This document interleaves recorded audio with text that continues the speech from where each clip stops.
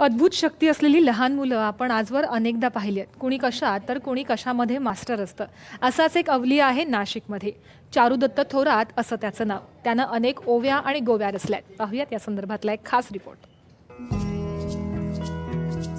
नाशिकच्या पेठ रोडवरील काव्य विष्णू सदन या घरात गेल्यावर याची प्रचिती येते. खरं तर आता हे घर घरच उरलेलं नाही, आता हे आमचं घर म्हणून उरलेलं नाही, हे एक ग्रंथरूपी देवालय झाले अशी भावना ते व्यक्त करतात.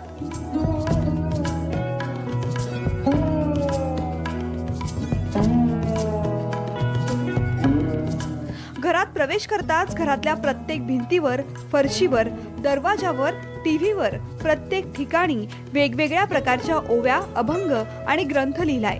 एवढंच नाही तर चारुदत्त मिळेल त्या गोष्टीवर हे अभंग आणि ओव्या लिहितो.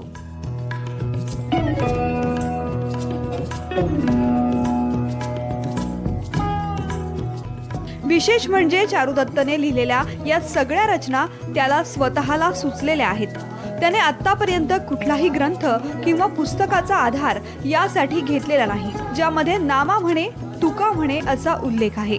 काही रचनांमध्ये त्याने स्वतःच्या नावाचाही उल्लेख केलाय.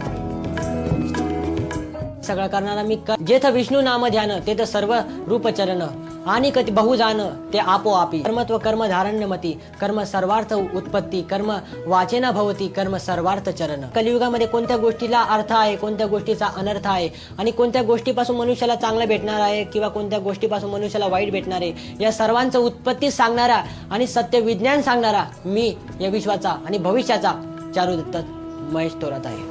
चारुदत्तने रेखाटलेले चक्र, लिहिलेल्या ओव्या आणि अभंगाचा अर्थ सहज समजणारा आहे. त्याच्या म्हणण्यानुसार या रचना करण्यासाठीच माझा जन्म झालाय. ज्याप्रमाणे ज्ञानेश्वरी, भागवत गीता, हरिपाठ या रचनांचा संदर्भ आज आपल्याला लागतोय.